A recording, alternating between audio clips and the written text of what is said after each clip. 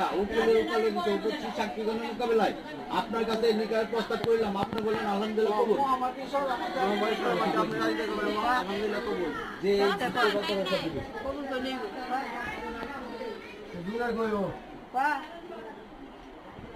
বস্তা হ্যাঁ গরমের কথা কালটা বলি কোন তো লাগবে মানুষের কষ্ট দিও না। বিসমিল্লাহ কই লইব ক বলো বলো সবাই শুনতে হবে বলো না না বলছো বলো বলো বিসমিল্লাহ কই লইব শুভ কাজ বলো